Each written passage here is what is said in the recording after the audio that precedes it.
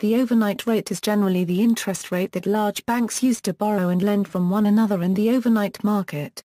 In some countries, the overnight rate may be the rate targeted by the central bank to influence monetary policy. In most countries, the central bank is also a participant on the overnight lending market, and will lend or borrow money to some group of banks. There may be a published overnight rate that represents an average of the rates at which banks lend to each other. Certain types of overnight operations may be limited to qualified banks. The precise name of the overnight rate will vary from country to country. Background: throughout the course of a day, banks will transfer money to each other, to foreign banks, to large clients, and other counterparties on behalf of clients or on their own account. At the end of each working day, a bank may have a surplus or shortage of funds. Banks that have surplus funds or excess reserves may lend them or deposit them with other banks, who borrow from them. The overnight rate is the amount paid to the bank lending the funds. Banks will also choose to borrow or lend for longer periods of time, depending on their projected needs and opportunities to use money elsewhere. Most central banks will announce the overnight rate once a month.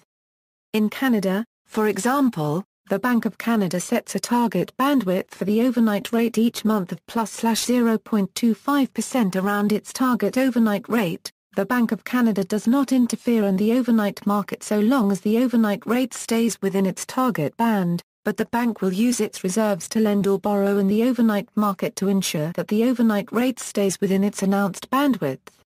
Measure of liquidity: overnight rates are a measure of the liquidity prevailing in the economy. In tight liquidity conditions, overnight rates shoot up. Overnight rates may also shoot up due to lack of confidence amongst banks, as was observed in the liquidity crunch of 2008. In order to measure liquidity situation, the spread between risk-free rates and overnight rates is considered.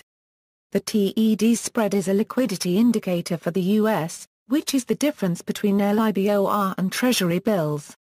See also, bank rate, Fed funds, SELIC, Rionia, Sonia, Saran, Mutan, LIBOR, Ariba, Shiba. References: Siklos, Pierre. Money, Banking, and Financial Institutions, Canada in the Global Environment. Toronto, McGraw-Hill Ryerson pages 50-51. ISBN 0-07-087158-2.